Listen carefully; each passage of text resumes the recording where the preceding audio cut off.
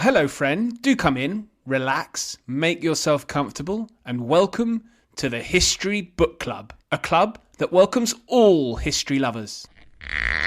Drink?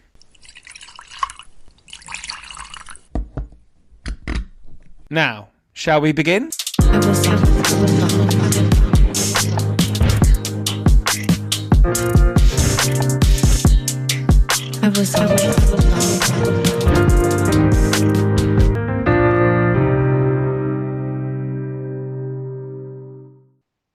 Jonathan, it's a huge pleasure to have you on to talk V-Force, your new book, Britain's Nuclear Bombers in the Cold War. But thank you very much for joining me. Thank you, Oliver. And I've been reading this, and really this is about three aircraft, the Valiant, the Victor, and I think probably the one that people are perhaps most familiar with, the Vulcan. These three iconic aircraft. Well, certainly the Vulcan's iconic. Are all three iconic, do you think?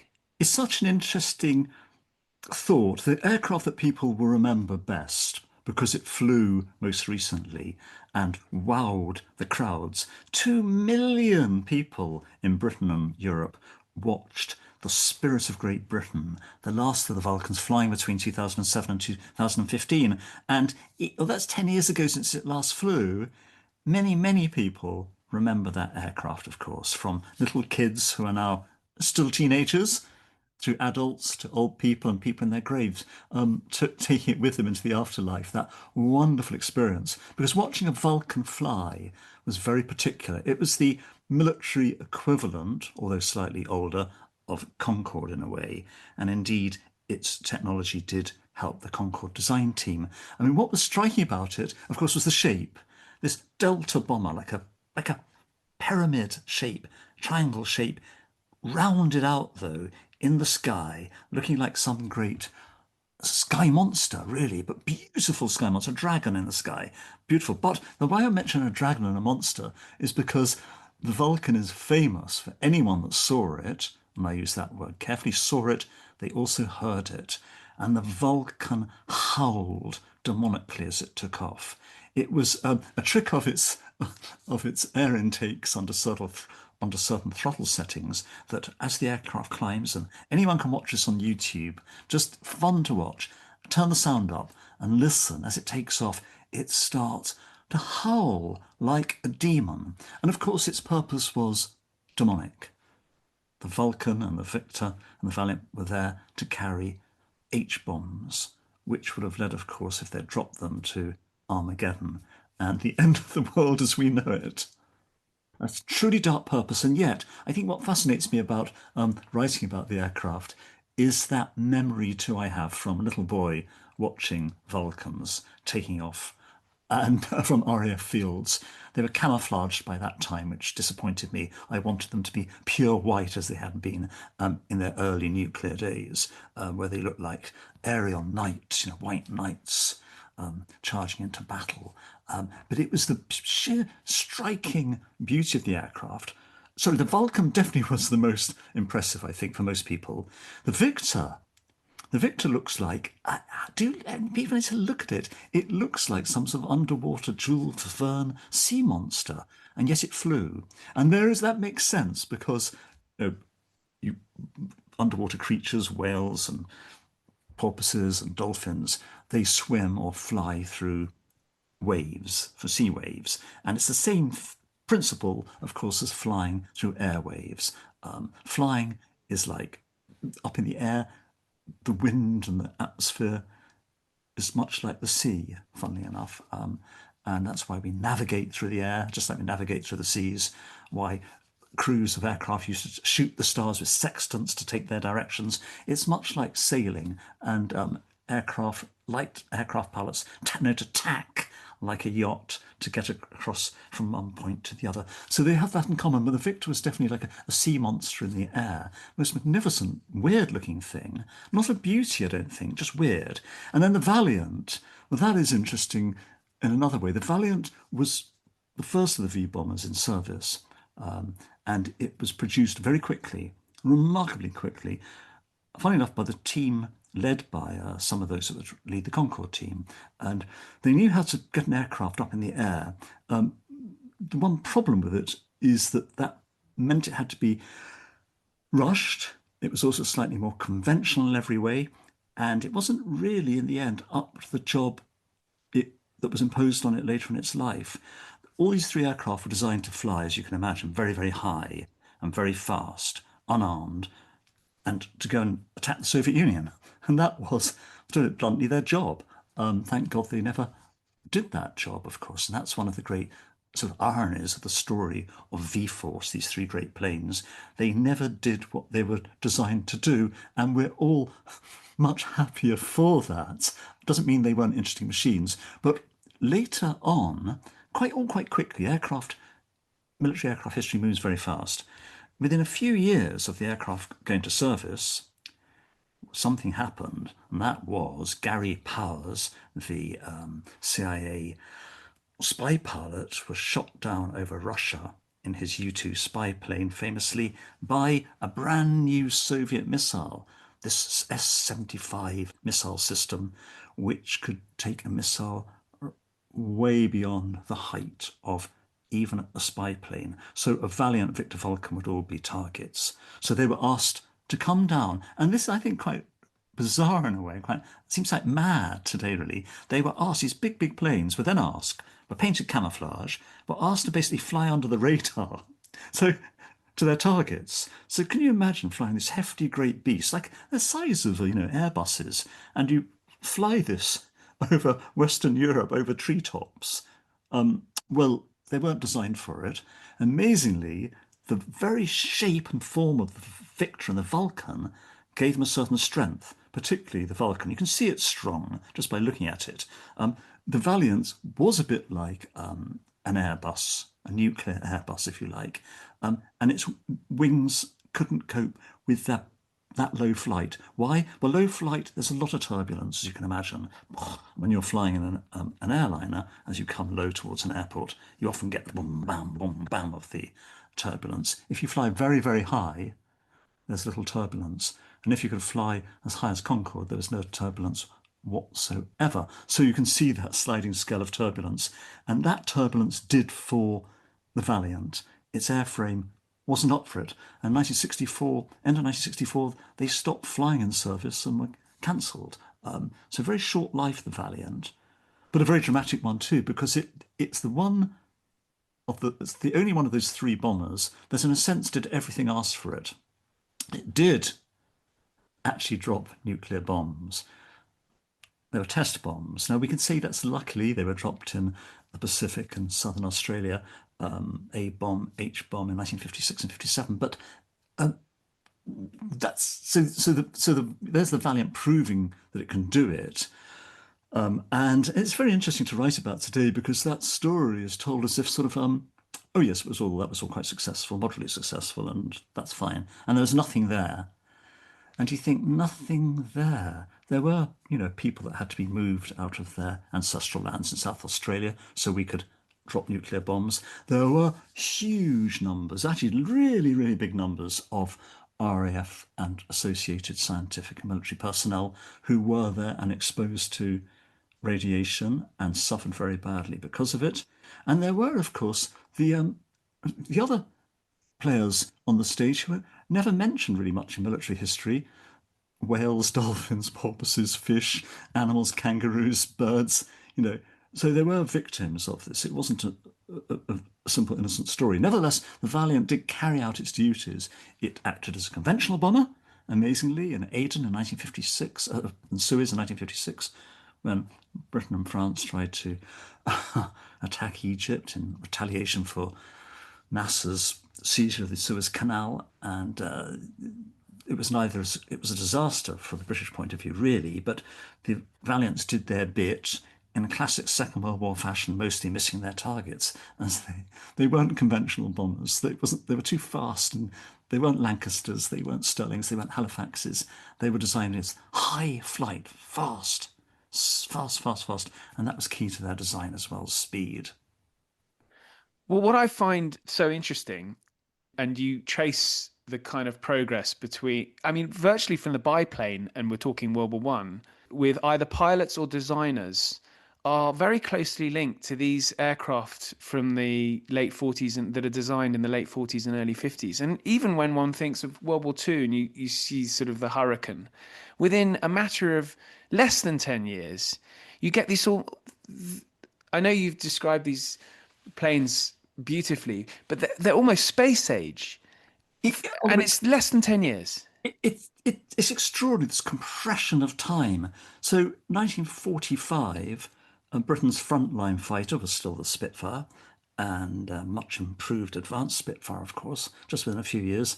And our key lead bomber was the Lancaster. Now, the very same designer team who produced the Lancaster then worked on the Vulcan.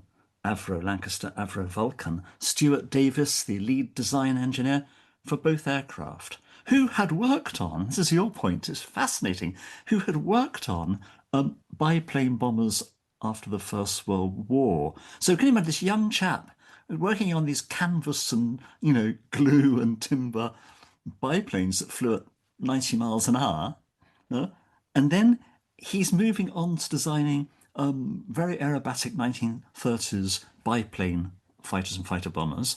And then he works on the Lancaster, which, remember, has a top speed effectively of about 250 miles an hour, 230, 50 miles an hour as it's cruising to Germany. And then he's working on the Vulcan. This, it's, their technologies are different. Going from piston engines to jets, that was a leap. And you're going into new forms of aircraft altogether because the shape of the Vulcan, which is the most, I think, impressive in a way of the three, was an unknown quantity.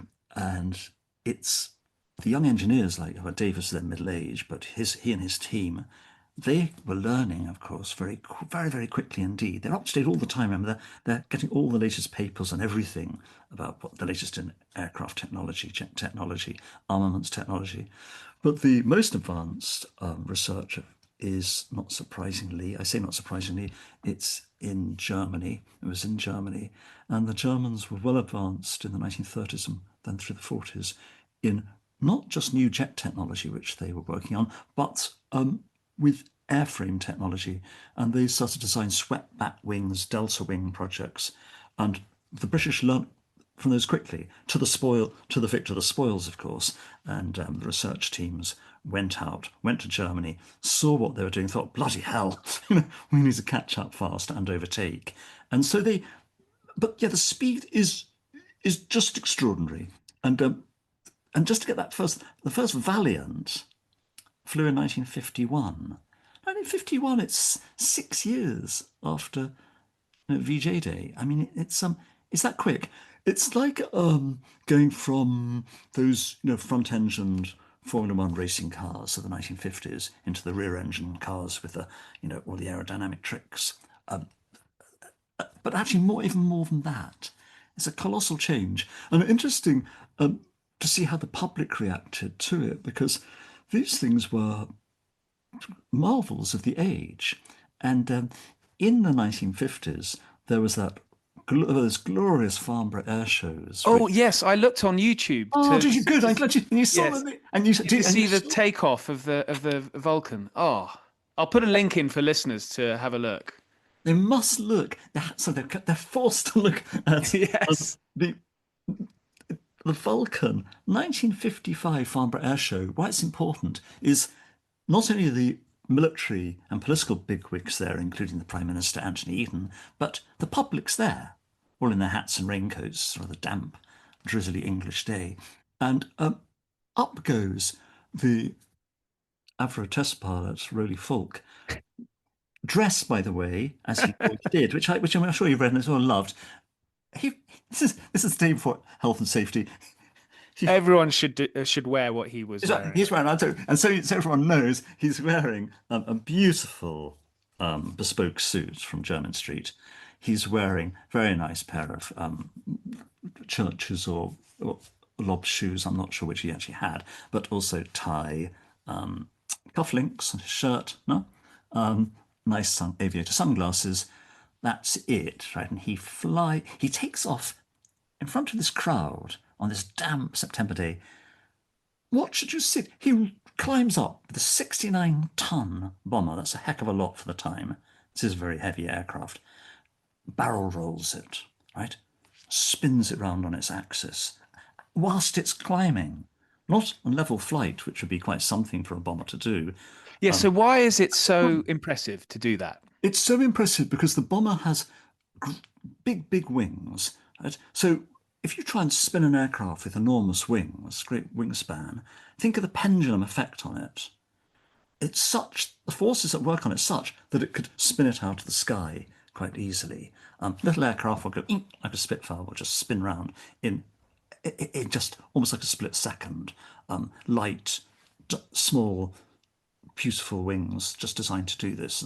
But the big aircraft has simply got all that mass and weight and the forces at work on it, the torque effect of that great wing turning is enough to knock it out of the sky if the aircraft's not going fast enough, or if in fact, which no one really knew, whether it be fully capable of it. So it's risky stuff, but I think that's what's interesting about that period too. Remember, Britain's just come out of the Second World War. Sure, with its allies, it won that war, but it was very, as we all know, it's financially a very rough time for the country.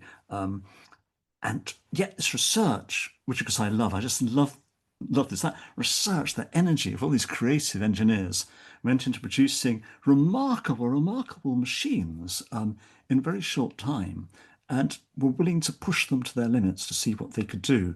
Today that's not done because it's all done on computer simulation anyway before anybody would dare to take an aircraft like that up in front of the public and spin it around in the air. At the time, no, you just did it.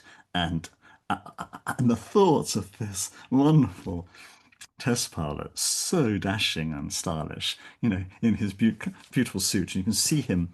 There's a lovely photograph of him actually taken 3 years earlier when he's flying the second prototype Vulcan, and he's posing on the steps in his outfit. But that's what he flew in, and I just think that's something about that whole that era, that ethos. It's an ethos. It's a confidence that even though your country is struggling, financially, economically, and so on, we're still we're still actually the best at something, equal best. And no question, the British aircraft technology was superb. Well, that's what I find very, I guess, slightly depressing because um, you point out in the book we're currently the sixth biggest economy in the world. And as you say, after the Second World War, the country was bankrupt. And yet, and I made a note of some of the names of the planes that we were producing. The Canberra, of course, people will be maybe familiar with. The So, Sea Vixen, the Scimitar, the Buccaneer. There's the is it the Hawker? like a hunter, Han, Hawker Hunter. That's it. a Sorry. hunter, magnificent. And And that's just a few. And we're producing all these aircraft. we have, Why is it too late for us to ever? We surely have the brain power for it. We it's could return to some kind of producing our own aircraft. I find this actually it's a difficult, painful part of any Mm. conversation because um, I'm one of those people, there are a lot of us, but not enough of us, who believe that manufacturing and technology are absolutely key to a healthy economy. You can't, and I'm sure you can't just live by services alone in the end. They are intangible. They can drift in and out of so their financial success is not a kind of given, and nor is manufacturing too. But there's something about being able to get the skills and intelligence of a population working together on particular physical projects. And why I say that too, it's this, look, think of what's happened and why we can't do it now. Our education system is pretty appalling.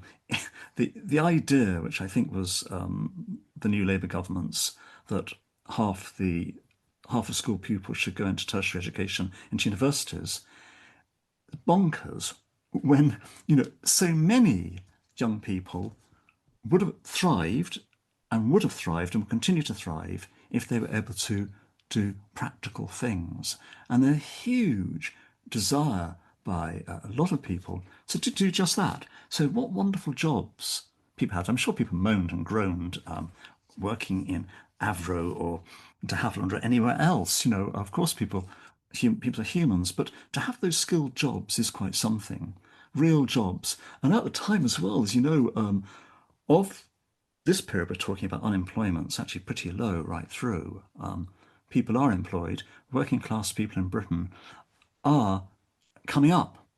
There was that big discussion at the time by economists and sociologists of the embourgeoisification of the working class, that they were doing so well, the skilled working class, that they were almost becoming middle class. And it's not, it's all a bit romanticized and when we look back at it. But the point is that skilled workforce has been not, I was going to say decimated, that's the wrong word, isn't it? More than decimated. It's been knocked for six. So we've lost those skills. But meanwhile, is it true only of advanced service economies like ours? Well, no. I mean, the French still build their own nuclear capable aircraft, the Rafale. And the French can do it. The Swedish can do it. The Swedes do it. I mean, Sweden, much smaller population than us. France, the equivalent, but they have those skills. And we have the intelligence and the skills, but we're not willing to allow that to happen. And all these wonderful companies that, when you mentioned that roll call of aircraft, all these Hunters, Scimitars, Lightnings, and so on, they were produced by private enterprise, by quite small companies, highly motivated, and with the best possible technical staff. And at the senior level, they attracted the very best budding engineers from universities, technical colleges, and other scientific institutions. And so they were like themselves. They were like university colleges that happen to manufacture things. And there's very little of that today. And that's a great tragedy. And I think it is very sad that Britain doesn't produce its own nothing much heavy duty at all. It's not a thing that I don't think to be proud of at all. And we should be able to. And at the moment, particularly, and watches the news, I mentioned the French have their own nuclear capable aircraft. But in the news in the last few months, you'll have heard that the Britain will indeed buy the American F-35A stealth fighter, which will carry tactical nuclear weapons. So, well, okay, whatever the rights and wrongs of that, the point is it's about defence. We need defence one way or another. But where do we get the aircraft from to take on this role? There's no de Havilland, there's no no Vickers, there's no Avro, there's no Hadley Page. They don't exist. We don't have anyone to do it, so we have to buy them from the Americans. And I was looking at these aircraft to see how they were purchased by many other countries as well. So clearly, it's a money-making business. Well, obviously, doesn't apply to V Force, the actual Valiant. No, sorry, we're going slightly off. We're, So we're if you drifting see, slightly off here, aren't yeah, we? the bombers had a very, very, particular purpose. They were our very tight, self-contained nuclear deterrent force, and that's was the sort of apex of the RAF. Underneath that, you're absolutely right. We produced aircraft like the Hawker Hunter, which I suppose one could call the Jet Spitfire or the Spitfire of the 1950s, which is still flies and it's a magnificent aircraft.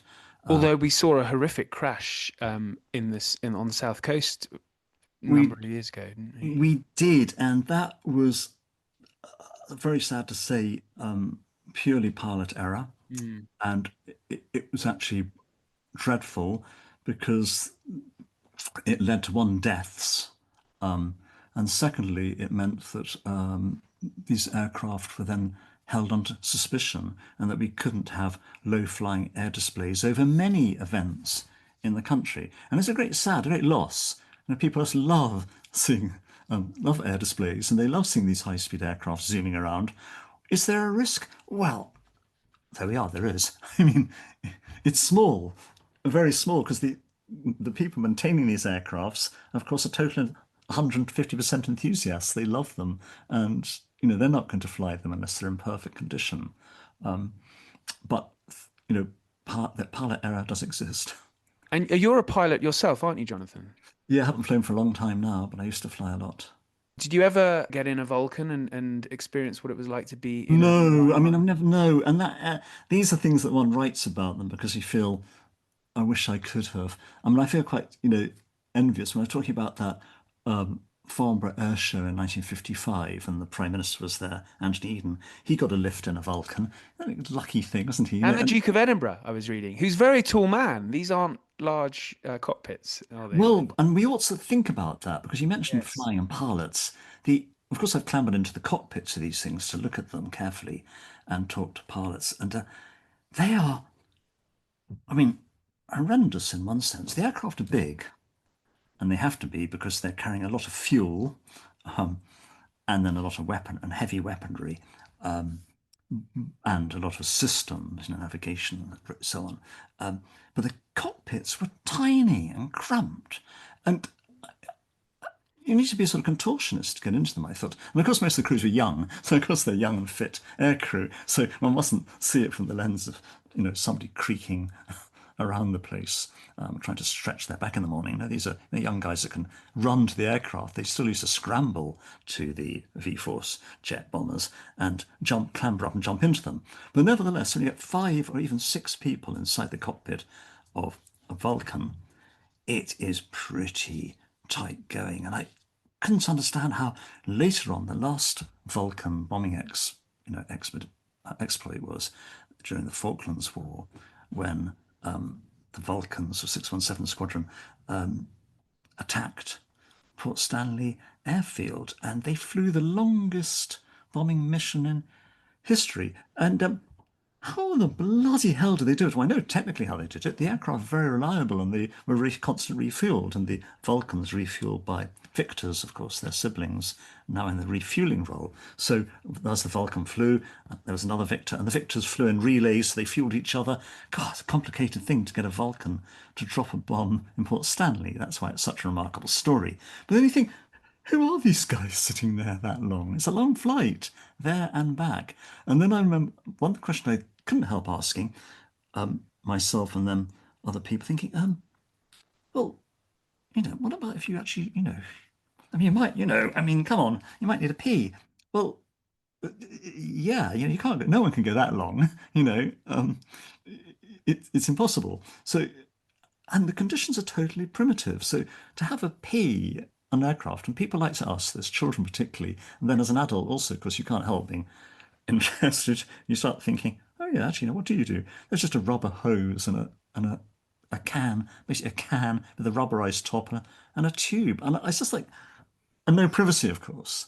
So, you can't, if you're shy, you shouldn't be there. And but that's in a way is quite interesting. There's still that level then of this sort of slightly primitive side of flying these operations and the high technology of the aircraft itself. Intriguing.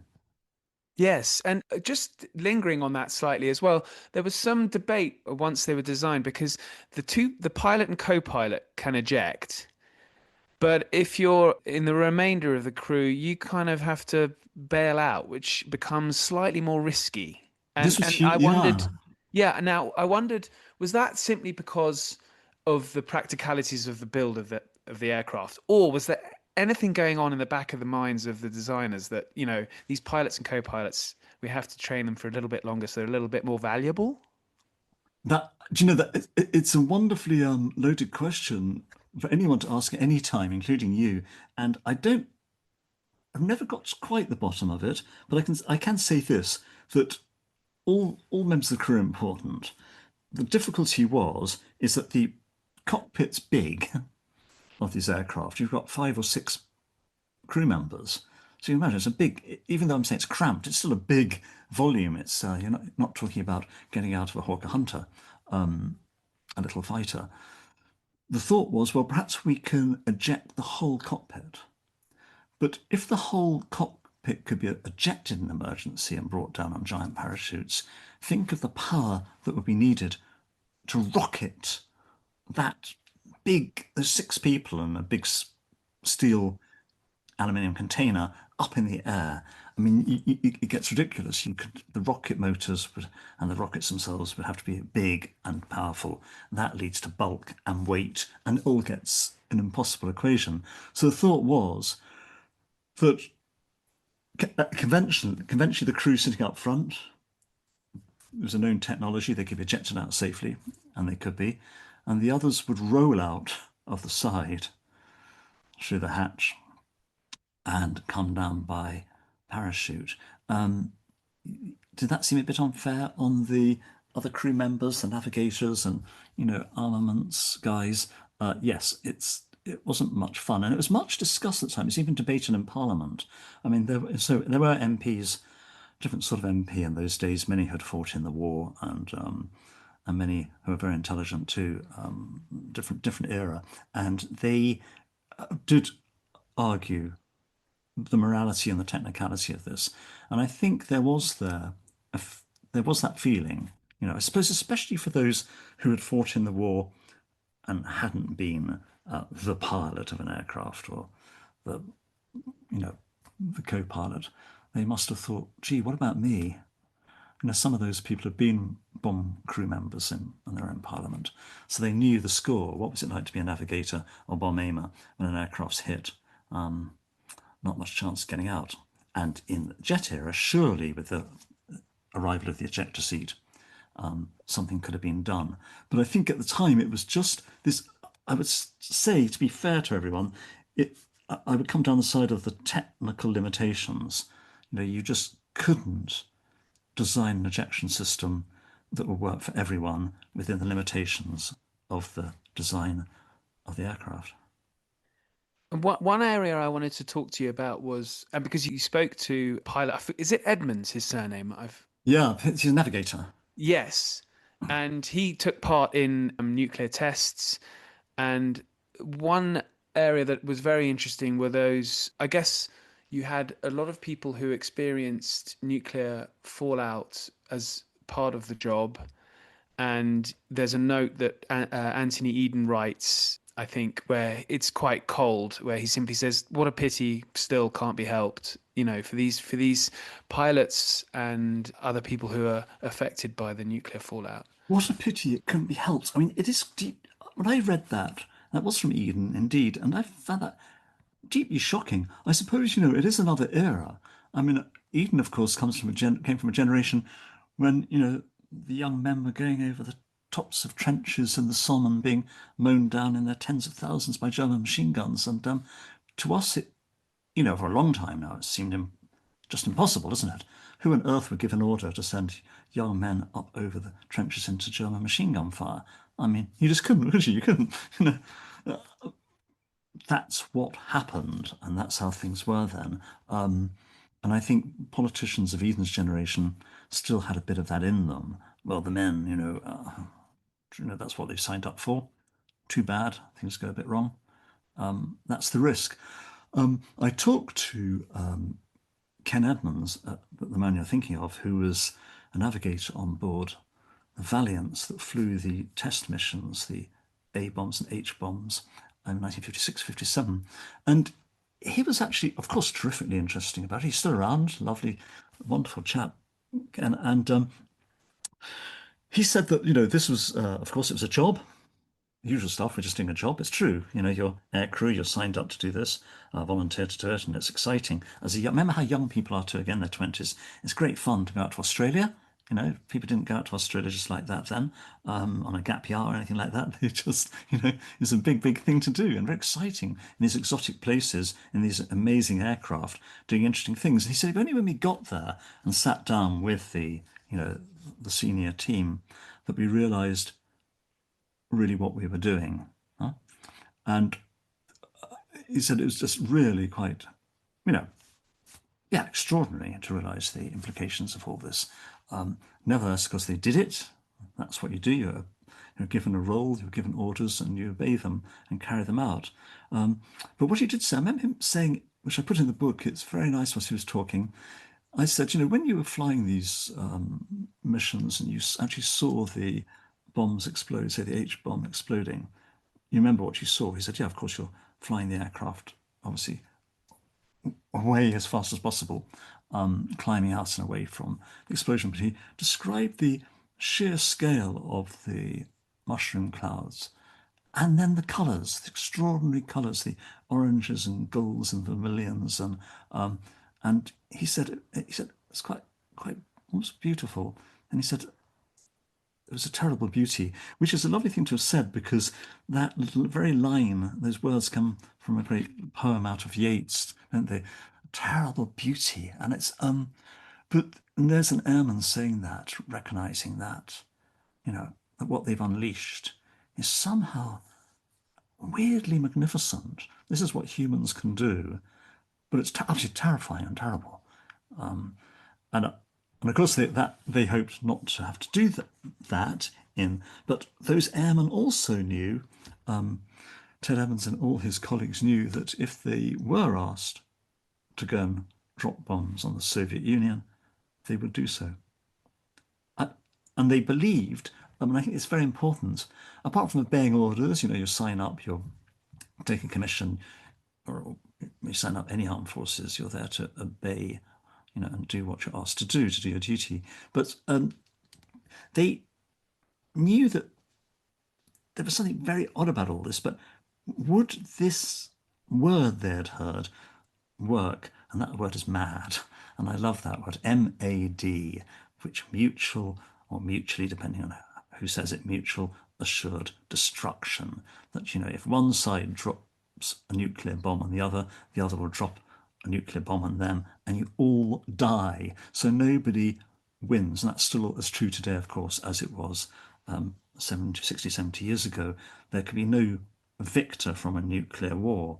But that notion, that very word, I love it, that acronym MAD, it's so good, isn't it? MAD. It's Because it's Doctor it, Strangelove, isn't it? it's Really, not strange about it completely. And I said, I used that sentence, I said, which I like writing. Of course, you can imagine I like writing that. I said, they believed in the sanity of MAD. Which of course is what a writer you love doing, isn't it? You see that word.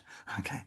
And they did believe in the sanity of mad. And funny enough, of course, or not funny enough, because it's so deadly serious in every way, they were right. At least we don't know. Up until now, mad has been sane. I mean, nobody has as yet dropped a nuclear bomb on anyone else. I mean, since Hiroshima and Nagasaki, and since those test bombs, which were made by the Americans, the British, the French, and the Russians at various stages. But and even now we think, in the newspapers, the media, the whole time there's discussion: would comrade Tsar Putin ever dream of dropping a nuclear bomb? And they threaten tactical nuclear weapons on the battlefield in Ukraine and so on. Even then, do they really want to do it? I mean, you'd have to be mad. There we are. You have to be insane. I mean, absolutely bonkers. So these weapons are the most curious things. They're there not to be used.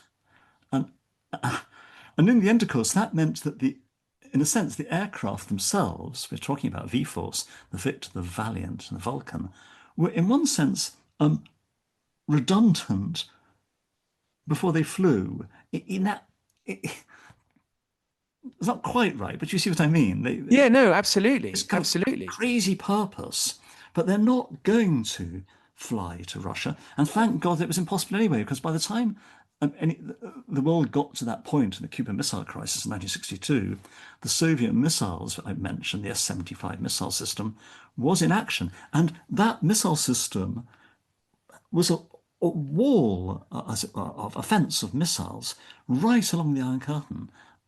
So you just couldn't fly towards the Iron Curtain, over the Iron Curtain, and not get shot down.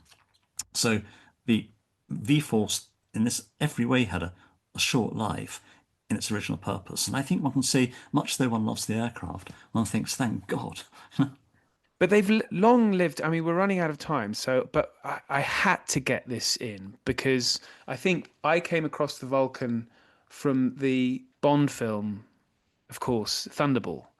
And I suppose by the time Thunderball is made, we've had the Cuban Missile Crisis. The Vulcan is coming to an end of its, I guess, what it was designed for, as you say, as you've just mentioned, bombing nuclear bombs over the Soviet Union. But it really does. I would imagine that that film allowed the Vulcan to live long in the memory of other generations that I suppose, certainly weren't around in the 50s. I mean, I was born in 75, and I think the Vulcan is just this most incredible aircraft, partly because of I think Thunderball. what I would say is that, and one chapter I wrote about the Yes. popular culture of these aircraft, because the whole nuclear business and H bombs and Cold War, I mean, colossal on the public imagination, on television and films, as you mentioned. And I talked in this chapter about um, you can your child now, your toddler now, can go to bed with a cuddly toy Vulcan. You know, they're for sale not just in the RAF Museum at Hendon, but there are other shops up and down the country. You buy a cuddly Vulcan, and you take it to a toy like, instead of a teddy bear or whatever, or a dolly. Here's your little, oh, my little sweet little Vicky the Vulcan or whatever. This thing designed to cause nuclear apocalypse, and there's a child's bedtime toy. So it's kind of extreme part of what you're talking about, but very real in that these things were fondly observed by the public. The aircraft featured, remember, in boys and girls comics. They're always in comics right through the 50s, 60s, 70s. Films, as you said, television programs, and then that two last great moments, of course, was the Falklands War in Mm. 1982, when the Vulcans and the victors were very much in action and very dramatic terms. And then that lone solitary Vulcan, named the Spirit of Great Britain, performing those air shows for, we talked about at the beginning, for 8 years to an total audience of over 2 million people. I mean, that's is a lot of people, and it shows you the interest in these things. But if you could go out now and stand outside your house in a field somewhere and see a Vulcan go over, you you'd just be awestruck, and people around you would stop as well to watch this thing go over, because you'd certainly hear it and you'd watch it, and people go, oh, they just would. So will they? And that big question again: will they fly again? We have no idea. Probably not. I mean, they're incredibly expensive things to keep up in the air, and the great difficulty is getting that whole thing, spare parts, mate. It's ever so hard to get the spare parts. It means you've got to manufacture them anew. Now, you can do that. They're enthusiasts in all sorts of motor racing circles, steam railway locomotive circles. They make the stuff themselves now. They're so good at it. And again, those very same circles, by the way, have young people in them too. So, motor racing appeals to all generations, all ages. If you go to see the steam railways, you'll now find, 16-year-old apprentices working on rebuilding the locomotives. So, no, absolutely these things don't go. And the nuclear bombers won't go because, in our imagination, they won't go. Because apart from the fact they're kind of beautiful, fascinating things, we know that they were doing something utterly terrifying, beyond a James Bond film. No James Bond films ends up with nuclear apocalypse, but the villain's already been caught by Bond and Q and so on by then, and their headquarters, designed by Ken Adam, has been blown up in a huge, great, lavish explosion. But it's TNT and dynamite. It's not, you know, plutonium and hideous things and hydrogen and all working together to wipe the whole lot of us out. Well, Jonathan, this has been absolutely fantastic. Love. I could talk about this for probably another 3 hours, Mustn't. but thanks so much. I've put links in the show notes for listeners, but particularly the book and also the video of the Vulcan Roly doing. Falk barrel Indeed. vaulting is, yeah, do hope everyone watches that, because it's the thing that I would, don't watch me, but I watch Oliver, of course, but watch Roly Falk barrel roll that Vulcan in 1955. It is absolutely extraordinary. Really is wonderful. Thank you. Thank you, Oliver. We've come to the end of this club meeting, so thank you for listening. If you want to get in touch about club benefits, please do, either by email or on X or Instagram. Links are in the show notes. I've also included my Substack link so members can read articles I've written on various matters that may be of interest. The History Book Club is written and presented by me, Oliver Webb-Carter. Music is by listener Chat DMZ. Episodes continue next week and every week, so please do join, subscribe, and if you can provide the club with a 5-star rating, we would be delighted. In the meantime, I thank you again, and now I have to usher members out into the real world. Until next time.